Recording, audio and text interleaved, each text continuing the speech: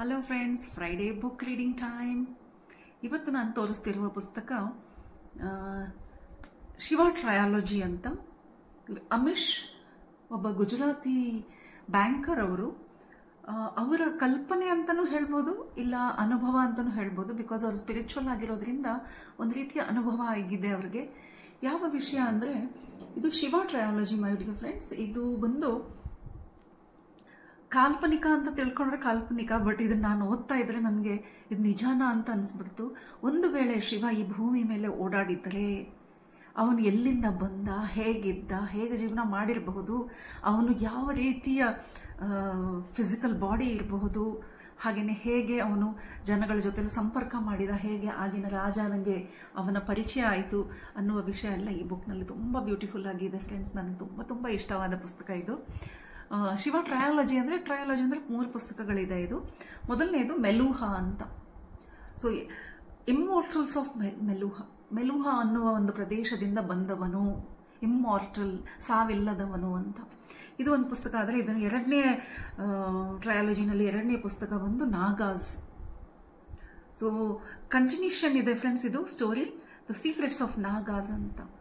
So ಆ ಸಮಯದಲ್ಲಿ ಶಿವನ ದೂತರಾದ ನಮಗೆ ಗೊತ್ತಿರುವ ಗಣ ಏನಿದೆಯೋ ಅದು ಯಾರಿದ್ದರು, ಹೇಗಿದ್ದರು, ಅವರ ಶಕ್ತಿಗಳೇನು ಅನ್ನುವ ಒಂದು ಕಾಲ್ಪನಿಕ ಕತೆ.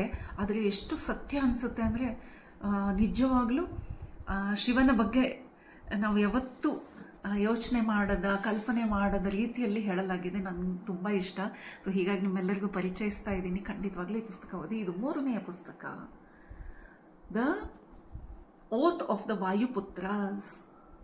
ಓ ಮೈ ಡಿಯರ್ ಫ್ರೆಂಡ್ಸ್, ಎಷ್ಟು ಚೆನ್ನಾಗಿದೆ ಅಂದರೆ ಇದರಲ್ಲಿ ಬಂದು ಶಿವನ ಮಕ್ಕಳು ಮತ್ತು ಹಾಗೆಯೇ ಮುಂದೆ ಬರೆದ ಆ ಪೀಳಿಗೆ ಹೇಗೆ ಹೋಯಿತು, ಆ ಸಮಯದಲ್ಲಿ ಯಾವ ಯುದ್ಧಗಳು ನಡೆದವು, ಎಷ್ಟು ಬ್ಯೂಟಿಫುಲ್ ಆಗಿ ರಿಯಾಲಿಟಿಯಿಂದ, ಅಂದರೆ ಇಂಡಸ್ ವ್ಯಾಲಿ ಸಿವಿಲೈಸೇಷನ್ಗೆ ಸಂಬಂಧಪಟ್ಟ ಹಾಗೆ ಆ ಊರುಗಳನ್ನು ವರ್ಣಿಸುತ್ತಾ, ಆ ಆಯುಧಗಳನ್ನು ವರ್ಣಿಸುತ್ತಾ. ಹಾಗೆಯೇ ಒಂದು ಸೀಕ್ರೆಟ್ ಹೇಳ್ಬಿಡ್ತೀನಿ ನಾನು ಈ ಪುಸ್ತಕದ ಪರಿಚಯ ಹೇಳ್ತಾನೆ.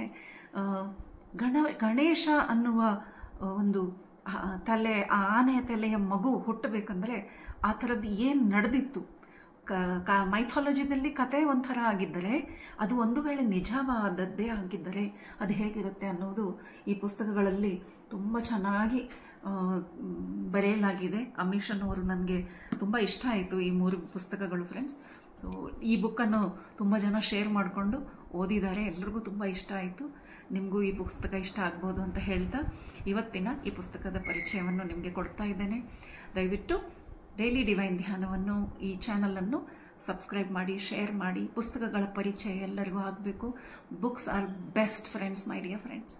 ಸೊ ನಿಮ್ಮ ಫ್ರೆಂಡ್ಸ್ಗೆ, ನಿಮ್ಮ ರಿಲೇಟಿವ್ಸ್ಗೆ ಎಲ್ಲರಿಗೂ ಈ ಪುಸ್ತಕ ಪರಿಚಯ ಮಾಡಿಸಿ ಅಂತ ಹೇಳ್ತಾ thank you very much. Next ಫ್ರೈಡೆಗೆ ಮತ್ತೆ ಕೆಲವು ಪುಸ್ತಕಗಳ ಪರಿಚಯ ನಿಮಗೆ ಮಾಡಿಸ್ತೇನೆ. ಅಲ್ಲಿವರೆಗೆ ಧನ್ಯವಾದ. Thank you very much. See you.